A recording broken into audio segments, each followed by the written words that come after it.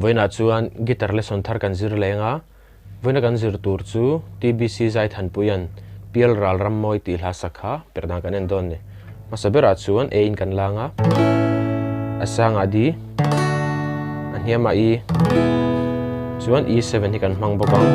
kujung u da sun khani mai chuan minor a F sharp minor B minor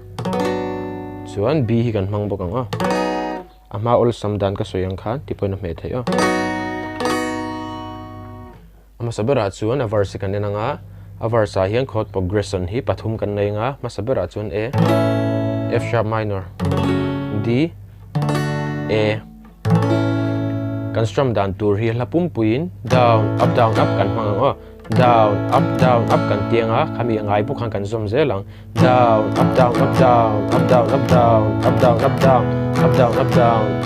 tiang khana a speed pa ngai tur chu down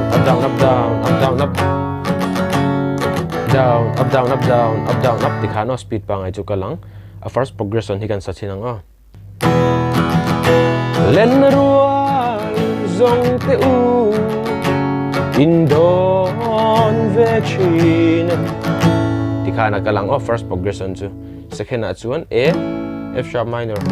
B E tina kal leang leishing nun dam la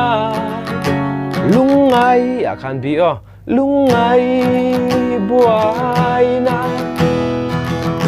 ti khana kalang chuan third progression a chuan A D A F sharp minor E A tina kal leang lim ni om chun te ya re lo e ka don cha ngin lung re na oi lo ti khana kal don ni o chuan a verse kan sak don a hian dule E hi bel phot tur o chuanin A a kan lutang chord progression ngai kan lut leang a verse vai khat kan sa chuak la chinang a len rual zong te u indon vechin leishing nun dam la lungai buai na him ni om chun te ya re lo e ka don cha ngin lung re a oi lo khana kalang chuan a chorus a kan lutang a chuan a chorus a kan lutanga a chorus a hian chord progression hi pathum kan nei nga a pathum na hi chu second verse lu do na ki me tur khan i do na wangin a second progression pahni ang chau anei ang ani chu masabera chuan B E E7 A tina kal don ni B a hian voili kan strum ang o leishing ti khan leishing 2 3 4 ti khan no leishing nun pela ti ha kan tiang o leishing nun pela len hun tur ta kha cho strum dan ngai no len hun tur ka khwa ka khan E7 o len hun tur ka khwa le mai ti khana kal don ni first progression chu vai khat kan saleng o leishing nun pela len hun tur ka khwa le mai ti khana kalang second progression a chon D A F sharp minor E D tina kalang o Pialral rammawi chu khengila o chu mun ngei chu ti khana kalang chuan third progression chu a verse le second verse kan du le don mi turania A B minor D E strum dan kha down up thau kan mang leng a B minor a D a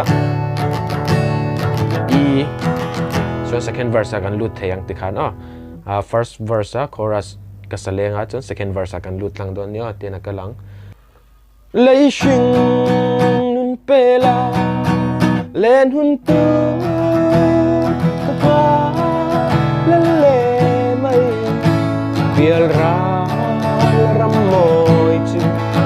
heng la o chu mun ngei chu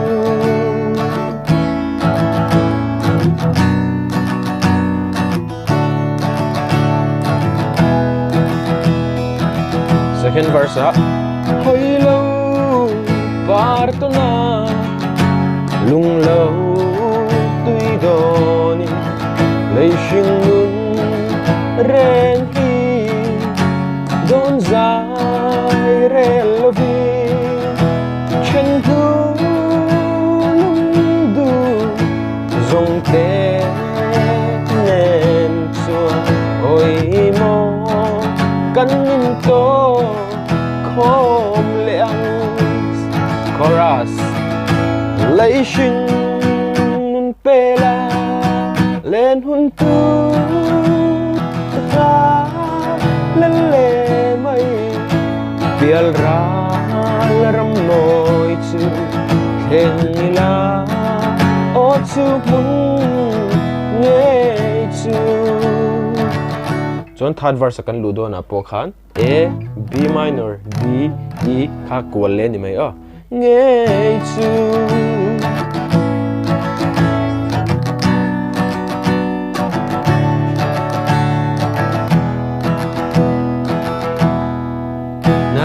na ti khan